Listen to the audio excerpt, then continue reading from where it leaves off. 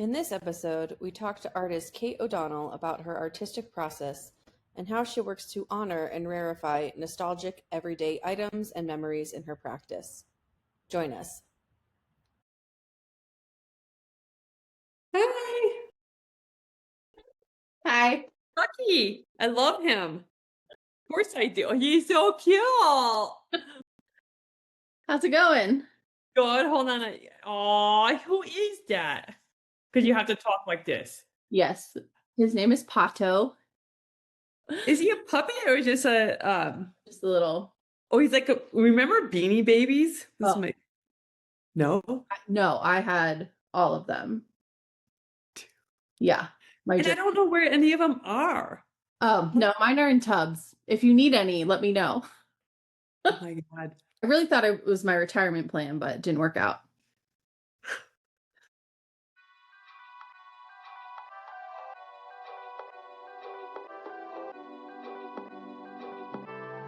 Welcome to Social Objects, the podcast where we dive into the lives and shared stories of the objects we make, use, and cherish.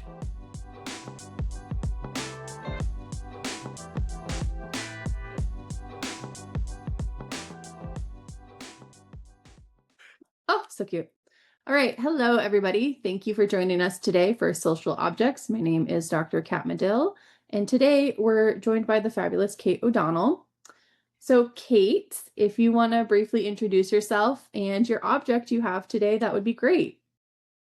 Hey, everybody. I am Kate O'Donnell. I am a working artist. I use colored pencil hyper-realistically to create nostalgia, things like candy, food, and one of my favorite things to draw is stuffed animals. And my favorite object I have today with me is Ted. He has been a part of my life for, what do you think, Ted? Since I was 8 years old.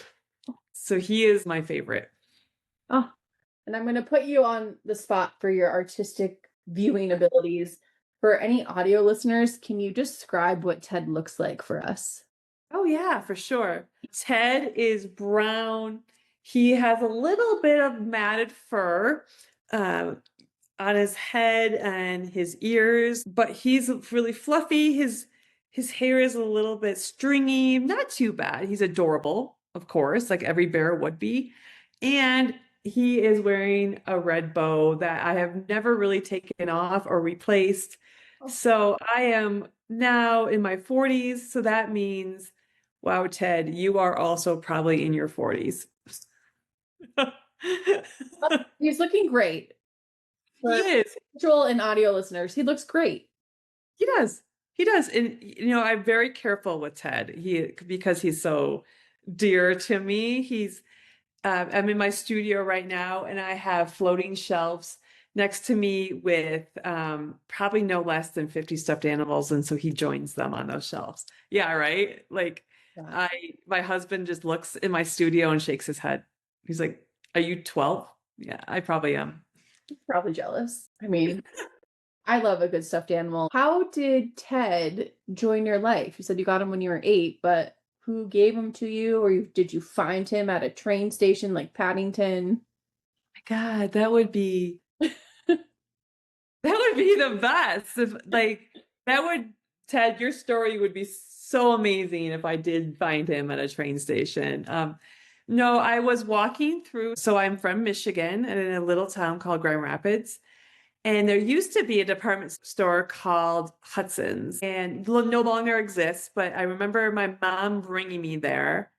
And as an 8-year-old, she's like, okay, she sets a budget, right? So she's like, you have X amount of money to buy a few new things for school. Let's go shop. And I saw Ted on the counter space or, a display space. And I'm like, no, he's going to at least take some of that budget. I have to have him. I spotted him and my mom's like, really? No, don't you want some jeans or something? And I'm like, Ted, I need Ted. You're like, no. Yeah. No. Yeah. Who cares what I look like? I need that bear. Oh. Yeah. Was he one of one or was he one of many? Like, did you lock eyes? How did you pick Ted specifically? Love at first sight. We locked eyes. Oh. He was one of probably 20 or 30 on the shelf, as displays go. But I just picked him up and I was like, this is my bear. Right. And so here he is. And, I have a innate love for stuffed animals. And Well, Ted, I would like you to meet Pato. This is oh, my little stuffed friend. Pato is from Spain. So he's visiting. He's a member of the family. He came into my life because my family moved to Spain when I was 17. And I thought, I'm an adult. I don't need stuffed animals. So I left all my stuffed animals at home in Arizona. And I think I lasted probably like 2 weeks and then I was missing them. And so my parents came home one day with Pato, and he is so small that he's traveled with me ever since. He's a travel sized guy. he does look a little traveled. I mean, so does Ted. Yeah, but Ted's almost 40. Pato's probably 20 years old. So he's not aging well, but he was attacked. And I say this, I know it's shocking. And for those of you listening, Pato is a like Beanie Baby size yellow duck. And for those who speak Spanish, you understand that I was not creative when I named him Pato because Pato means duck. But at 17, when I was learning a new language, that felt revolutionary. So It was. Yeah. Yeah. Pato was attacked by our family dog when we first got her. And he really wasn't attacked, but our dog Camden loved him as well. And so she took him outside and was eating him a little bit. So he has a bit of an injured wing that my mom, no disrespect to my mother, she has really no sewing skills, but she did her best and she sewed his little wing up and his little bill. So there are co-hosts today joining us for this conversation. Every good stuffed animal has to be sewn at some point. Mm-hmm. Missing eyes, they have to have this story, and that what makes them so special is that memory that they bring with them. Oh, totally. Yeah. Ted, has he had any injuries, any experiences in his 40 years? So I'm going to tell a story because this sticks, and actually it's like kind of a story for my family. I remember my mom, so he would get, I don't know what happened, but he got really dirty. I think I spilled something on him just from travel, and my mom put him in the washing machine. And because, I don't know if you've done this or anybody in the audience has this, you give your stuffed animal this personality. Yeah. And a life. Oh, yeah. And they talk to you, right? So I was devastated that he was in the washing machine and thinking that he was just like swimming for his life in there. So I was crying in front of it. And I was like, but when he's done, is he going to mold from the inside? I was just picturing every scenario that was going to go wrong with his washing machine. He was like, one bath and I'm good. One bath, that's all you need in your 40 years, right, Ted? Like, I mean, I don't know. I know, I agree. Has he ever had a bath? Pato? Yeah, has Pato ever had a bath? He probably got washed because the dog really took him out in the dirt, and he looks pretty clean now, but no, I haven't washed him recently. He just kind of hangs out. I appreciate that you have a shelf for your stuffed animals because I'm now feeling a little guilty because Pato lives in a drawer. I know. So I'm feeling a little guilty. Maybe he'll get a space somewhere. For just listeners, my face was just devastated. Devastation. Yeah. So I have Pato for duck. How did you get Ted? Is it for teddy bear or? I mean, the innovation of our names is right. We're creatives. We're in a creative field for our, what we do for work. And Ted is the best I could come up with. But he kind of looks like a Ted. He does. Yeah. Yeah. Yeah. I mean, Justin or David would not do. No. Absolutely not. Formal but elegant, kind man, teddy bear. So I'm going to share some fun facts with you that I found. Of course, I had to do some research because of my art history interest or my interest in research. And so I'm going to share some facts about teddy bears for you and Ted. Love this. Ted, are you ready? He said yes. Mhm. So the teddy and teddy bear, you probably know this, comes from the US President Theodore Roosevelt, who famously refused to shoot a tied up bear during a hunting trip in 1902, deeming it unsportsmanlike. Love that. Yeah, right? An animal activist. And then the kind of cartoon impact of teddy bears. There was a political cartoon which inspired a Brooklyn candy store owner, Morris Michtom, to create a stuffed bear, and he called it Teddy's Bear. So there's multiple origins of like that object itself. So one of them is that candy store owner, which is interesting because you say you also enjoy nostalgia and drawing candy. So That's really interesting. Yeah. and then at the same time, we think about the development of stuffed animals, stuffed toys. There was a German company, the Steiff company, that designed a jointed plush bear, which became a huge success after being shown at a toy fair in 1903. So the teddy bear has this multiplicity of origin, with both the American and German creators contributing to its rise and its, fame, I guess. That's so interesting. Yeah. Yeah. I knew about Teddy Roosevelt, but I didn't know and now I want to go and research a little bit more because yeah, you get so stuck in what you're doing, and this is just an object we've grown up with. Everybody has stuffed animals, but the history of where they've come from is so interesting and so important. We miss Yeah, and I love that. Well, I this is where my brain's going. It's also interesting when you think about the tie, like the US tie, like to a political figure. Mhm.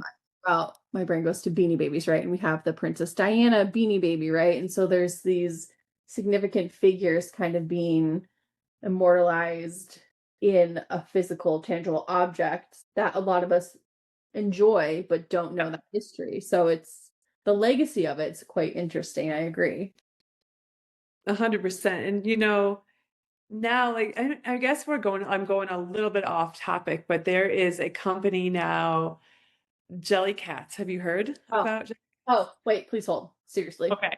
And Okay. I'm gonna feel even worse now because Pato does live in a drawer, but there's another friend shelf right here with my Oh, hummingbird jelly. yes. And he's a jelly. But he doesn't have a name yet. So I don't know. Maybe in the comments, give the hummingbird a name. Yeah, actually, the comments listeners should definitely name. I love putting it out there on social media to name my stuffed animals. We get some good ones. Oh, and look, you have two birds, and look how well they go together. They they need to be together. No, I think Pato has a new life coming after we wrap Oh, this. 100%. I see the love right now and the joy that you're gonna get from having him out of the drawer. Yeah. All right. So tell me about jelly. Are you into jelly cats as well? Yeah, so I would say half of my collection is Jellycats, and not just so a couple of months ago read a article, I think I was on New York Times, about Jellycats and how big it's become. They have Jellycat foods, right? Animals, objects that we love, the nostalgia objects. It's also an English company, but they were talking about how this onset of Jellycats has made a huge impact on people in their 30s and 40s. We're collectors. So the nostalgia of stuffed animals is here, but it has become bigger in the last couple of years because of Jellycats. Yeah, totally. Yeah. Yeah, I saw, I think on social media, right? They do pop-ups. Like there was a pancake and the jelly cat people pretend to be making pancakes. Yes, and my husband, he is a pilot for United, and he went to FA Swartz in New York and did the whole experience without me, and I have a waffle. Oh, okay, they're pretty cute. Yes, he's really cute. He's got arms, a syrup and strawberry hat, smiley face. He's adorable. Yeah. But he did the whole experience with it, pretending to make them, put the powdered sugar on and boxing them up. Oh, yeah, you're gonna have to get to one of those. I know, right? Like, Jellycat, hook us up. Roomcat would love to host an event. Oh my God, that would be dream. Yes, that would be a dream. The Please. next convocation, we'll have Jellycats. Oh my gosh. The dream. So I do want to talk about kind of pivoting to, you said you've drawn Ted 3 times. Three And times. I know you shared with me, and I'll have it on the screen, an image you created of Ted. But for those of us who are just listening and can't see what's going to be on the screen, like I can't even, I'm going to fangirl for a second about you, Kate. Hmm. I can't even comprehend how you do this hyperrealistic drawing. And if you don't follow Kate, we'll have her socials down below. But it's absurd. The talent, the detail, the color, you nail it all. So can you kind of walk us through? Are you just a gift to all of us, or how did you develop this skill? Yeah, I'm a gift to everybody. No, I was teaching a course, and it was a drawing 2 course. And the head of the department asked me to teach a section on colored pencil, and I'm like, oh gosh, I've never used colored pencil. What, people use colored pencil for real? That's not just a kid coloring book thing. And she's like, well, yeah, research it a little bit. Let me know what you think. And so, of course, as obsessive as I am, I go out and buy my own colored pencils the next day or that night because I have to know, and start drawing with them and layering them like oil paints. And I spent like probably a month doing, of course, like the worst drawings. That's what happens, right? When you start using something, the drawings aren't that good. But I was determined because I saw things on Instagram that what people were doing or how it could be, and I was obsessed with being one of the best. And probably thousands of Prismacolor pencils later, here I am, and this is my medium. And I love teaching it. I don't any longer, but I would love to teach workshops again. But and I love Prismacolor pencils. Those are my favorite. And so if anybody's ever used colored pencils in a serious way, please get those. Those are like oil paint in a pencil. Oh, wow. Yeah, yeah. And so what was your first, you feel like, successful hyperrealistic pencil piece? Hmm.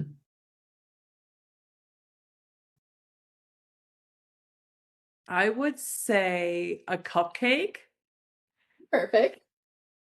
with star sprinkles. And then so now I live in this little town above Boulder, Colorado, called Nederland, Colorado. And a lot of people have chickens up here. And so they were selling chicks in our town. And so I took a picture of the chicks, and those chicks were probably one of my favorite drawings, but one of my first realistic drawings that I did was the chicks. But now my pieces have gotten so much bigger. Ted, I did one drawing of Ted that was, I think, 5 feet tall. Yeah, yeah. Is that to get more detail, or just you like that scale, or? So I wanted the detail I love, every little tiny detail. The more detailed it is, the more I love drawing. Wow. It's so I thought about how cool it would be to walk by a huge teddy bear drawing and feel like he was hugging you or he was gonna hug you. So that's why I did it so big. So the viewers would have the same um, kind of attachment to the stuffed animal. Yeah. In a contemporary way. Oh, Yeah. I love that. Yeah. When you draw Ted, you mentioned taking a photograph of the chick. Is Ted like sitting for his portrait, or is he getting photographed? Like, what's happening? How does he become your muse? Yeah, I take him to the spa, get get a makeup art. No, I do. I take all my photographs by myself. So I set up the lighting. He does sit for me. I put him in different poses, and then of course the big one I drew was just him sitting in a white background, right? Like that was the best um thought. Then I did it because just sitting and definitely having just the basics knowledge, nothing interrupting of that moment with that stuffed animal. But my recent one, it gets a little bit crazier. The one I did with Ted with crystals Oh, and tell us about that. Like, how did you, not just any crystals either? yep, I butcher this name every time, but Swarovski crystal? rocky crystals. Like, what? You gotta go high end if you're gonna use crystals, and especially for Ted. You gotta get the ones that are the clearest, the best quality. And Swarovski does it. They a little bit more expensive, but I am obsessed, and that's the only crystals I use for my work because of the quality of the drawing. I have to have the best. So these are they have the best shimmer. They capture the light the best. So I've started to use just that. And I did a whole piece of with Ted just with Swarovskis. Um, and I put sunglasses on him, a pair of Beats headphones. He's he's got some gold chains on. He's ready for the club. Ugh. And what inspired that, like, version of Ted, his evolution, if you will, to like club going? Because where else would I mean Ted, I feel like if he was a person in this life I've given him, he would be bling all over. Mhm. He would be a billionaire. He would have 5 Ferraris. I love that. I mean, look at him. I just pictured this, like, you know how we were talking about with stuffed animals and giving them stories. I looked at him and gave him this story one day that he would be this. We don't know what Ted does for a living. I don't think we'd ever know. Mhm. But he would be the epitome of bling. A man of mystery, Man but of mystery, but wonder, but he in a very gentle. all right. So Mhm. thinking about bears, I Yeah. want you to rank some other famous bears. Mm. So, from, in your opinion, best, however you want to define that, to like least desirable bear, right? So, Oh. our bears are going to be Winnie the Pooh, Oh. Paddington Bear, and Yogi Bear. Paddington maybe won. Because he's British. He's British. And just his adventures and his friends Mhm. who, yeah. I mean, Yogi Bear too, but there's Smokey the Bear. I mean, they stand for such great things with fire, like wildfires, and this is a hard one. And I like honey. I Mhm. don't, like there's just so much to say about each bear. I have to say though, okay, I'm gonna say, can I just tell like a 5-second story Yeah, please. about who? Yeah. There, I hopefully am collaborating with this other British company. They restore stuffed animals. And it's an amazing company. Restores rescue stuffed animals from like landfills and then Oh, resells them, cleans them up, stitches them up, resells them. And there was a Pooh Bear. And my niece saw Pooh and because I think I gave her the website and I got him for her just in time. She was just diagnosed with diabetes, right? She brings him to a lot of her um, medical appointments and such. So I think there was a little bit more nostalgia for Pooh a little there. This is a hard question because there's like a familiar, I don't know. Oh, what's yours? What's yours? And I want to hear from the audience too. Kat, what's yours? Oh, I think I guess is Pooh also British? Now I'm like spiraling. I'm spiraling too. I'm kind of like wanting to look this up. I would say because of recent I I'm also a full grown adult. And I don't know why. I think it's funny. I do want to pause and just take a moment, like, then kind of check myself because I was going to say, like, I'm a full grown adult and I like the Paddington Bear movies, but that's Mhm. okay. Okay. Anyway, when You you, want to see my stuffed animal collection? I'm in my 40s. Like, no, yeah. yeah. So again, for everyone listening, like, whatever you love, whatever brings you joy, that's okay. So Mhm. I did a quick Google and Winnie the Pooh is in fact also British. So I take back what I said in my ranking. And then I'm thinking about the Paddington movies. And I think his country of origin is actually Peru. So now I'm like really spiraling. But um, Okay. I would say Paddington is still number one for me. Yeah. I love Yeah. like I know Pooh has the honey, but Paddington has the marmalade. And then the movies visually I found really enjoyable, like the color palette they use in the movies. So yeah, Paddington, Pooh, and then Yogi Bear. I don't have any attachment to Yogi Bear. Not familiar really with his work. So We love you, Yogi, but yeah.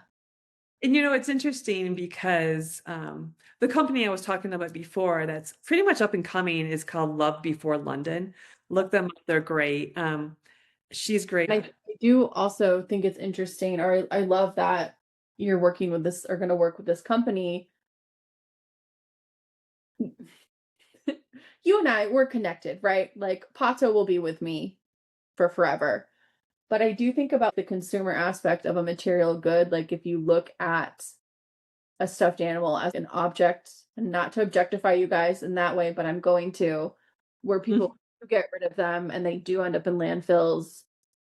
How does that kind of, and I think about Toy Story, right? The Toy Story films, but how does that kind of relate to or go against your connections of nostalgia and stuffed animals?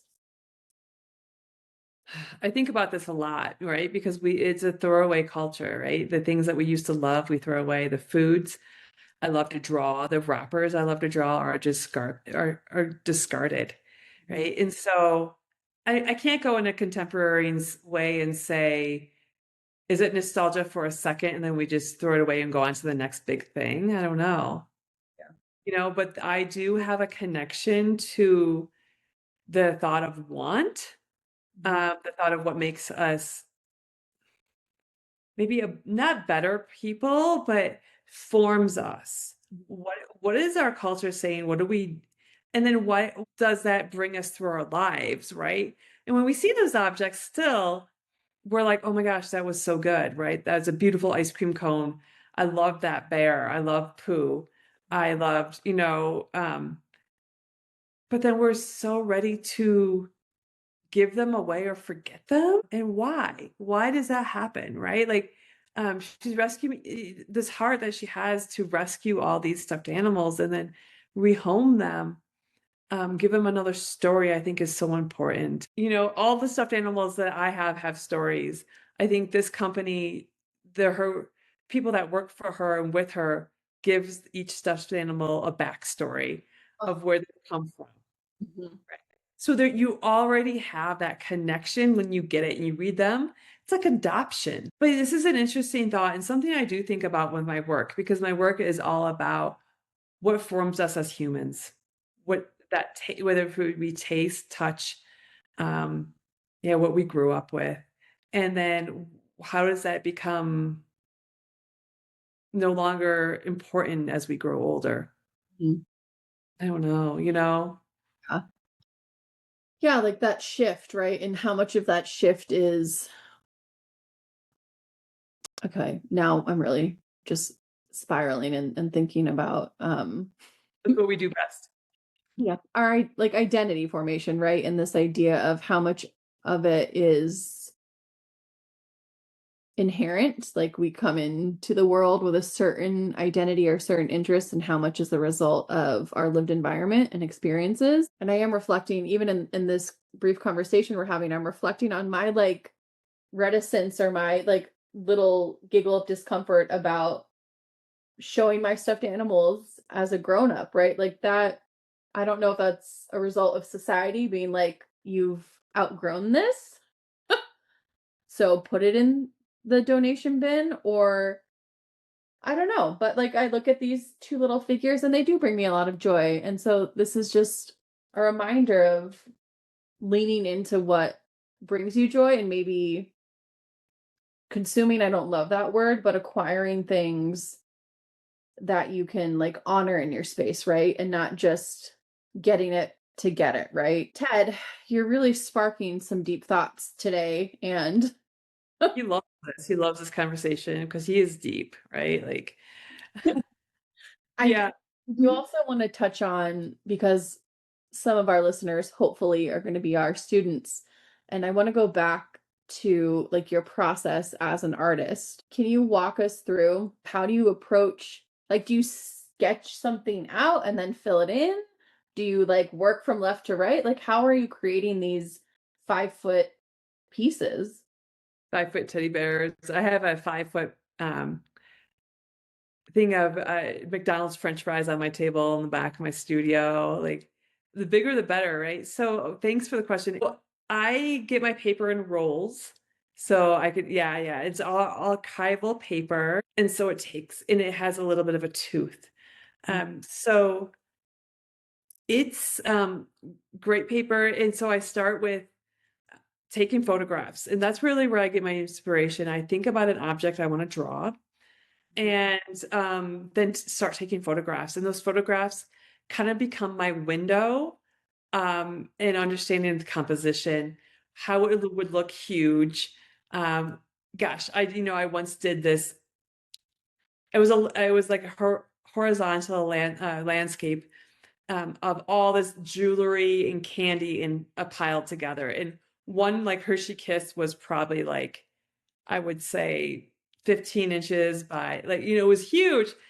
So that joy of getting those nostalgic objects bigger than life is like, excites me. So when I see that come out on a photograph and I can picture them huge, I was like, okay, here we go. Then I take those photos, print them out as big as I can, at Kinko's or wherever I go, and then use them as for reference, right? So Ted, okay, I want his head this high, his legs, at the bottom, and just start filling in his little details and going pretty much inch by inch with a pencil, and then start building the colored pencil on top. So I work all over, because I realized, and I tell my students this too, is if you concentrate just on his head first and then work down, in that drawing, you're going to get better. And it's not going to look like the same drawing. So his head, you can always go up and fix it, right? And add more. But you really want to work, for me, I want to work all over the body. So everything is consistent looking. I can go back and fix his paw and make it match an ear, whatever that is. But I think that is like in color matching too, because his fur is the same. I really want to like make sure that I'm giving everything the same attention. And with colored pencils, it's not just you take a brown out of the tin. Okay. You start with a yellow or a purple, and then add pinks, and then add, those blues, and then maybe a little bit brown, and then mix it with white or burnish it down with a different color. So it blends like you would oil paint or any painting. Yeah. So you don't literally, so this is, how much I don't know about colored pencils. My thought is like, you pick, like you said, you pick one color and you go with it. So you're mixing, you Mhm. have to have that skill set to know like what goes with what to make a new color or a different shade or whatever. Color theory is really important. Yeah. Yeah. So I would say for his fur, and for the people that the listeners that aren't seeing Ted, he's pretty light brown. Yeah. I would say, and he's pretty consistently light brown. There are probably 8 colored pencils that I've layered to make that brown. Yeah. So Ted probably took the 5-foot Ted probably took about 300 hours. Oh, Yeah. uh, And once now he lives in a house somewhere. He was sold, but yeah, he lives in a house. I hope, and I think she was going to put him in the hallway going to the kitchen, right? Like, so you see him, and so hopefully her visitors to her house feels like they are hugged by Ted when they walk in, and that's welcoming. Yeah. and do you that's the original piece, but do you have like prints of it to keep for other people, or Ted's just Like just a one-off. yeah. I have made a print of Ted, and this is a really great story. Thanks for reminding me. My childhood best friend, Sarah Belgroff, her mom commissioned me, asked for a print of Ted about a year ago for her birthday. So she, my childhood friend, she also grew up with Ted, Mhm. has Ted, a print of Ted in her house. So Ted's not just loved by me, Kat, like his love is infinite. Infinite, spreading even. Spreading. I love that. I know. So my last couple of questions are going to transition. We're going to think about, we're manifesting is how I'm framing it with everybody. We're manifesting an exhibition for this podcast for our objects. And so say we pitch an exhibition idea and it gets accepted, and the idea would be personal histories and objects, right? So kind of what we're talking about today. What would you, or how would you create a space to showcase Ted and what we've talked about today if it were in a museum setting? Oh boy. This is interesting because I actually think it would be okay, because this is where I am right now. So when you go into jewelry stores or a Swarovski crystal store, have you ever been? If everybody's ever been, okay. They have glass cases, and they have the object. It's gorgeous. It's glowing inside. It's crystalline. I think I would do a whole room with cases of Ted crystals. The walls would be different. I think not just Ted, he would be prominent, he would be huge with crystals, right? In his glory, but maybe different. The whole room would just be crystals, all Swarovski crystals. It would look like one big diamond. A lot of crystals, inside and out. Yeah. That would be my museum piece, is just crystals for days with stuffed animals. And do you make a connection? So you're talking about Ted, or we're talking about Ted, stuffed animals, nostalgia, and I'm thinking about materiality. And for me, I'm making these connections between Ted is clearly an honored individual in your life, right? And then I'm thinking about the value, monetary value of something like a Swarovski crystal. Are you making an intentional connection between the societal implications of a crystal being bright and like you said, like the stores, if you go into a Swarovski store, is like decadent, rich, right? You walk in, it's given rich. Are you making that connection of Ted has this value to you, or is it just you like the material and the visual look of a crystal? A little bit of both. I love bling, but I love the play of nostalgia, and like we were talking about before, bringing it to that bling, those memories and how we are formed, making it sparkle. Yeah. Right. I love that thought, whether it be candy, stuffed animals, that we are so inundated of what we want. We should have this wealth and consumerism, right? Now, that's not what my work is about, but I want to be playful with it. Mm-hmm. Yeah, and it's really important to my work right now. So thank you for talking to me about it, because that is something that I want to play in with. Is bringing these nostalgic objects give him a little bit more wealth to say. I love that. Yeah. Second to last question for you is, do you have any tips or tricks or anything for aspiring young artists in this day and age? Whatever your medium is, that's yours.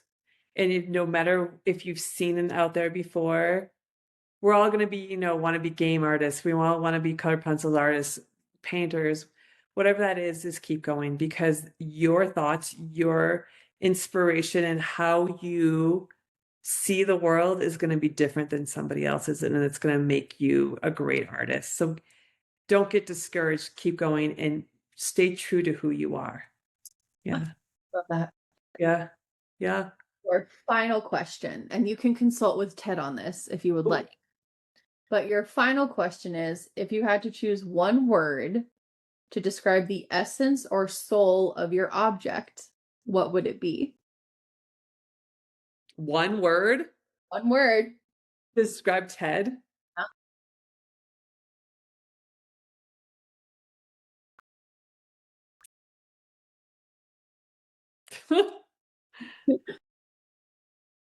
Love.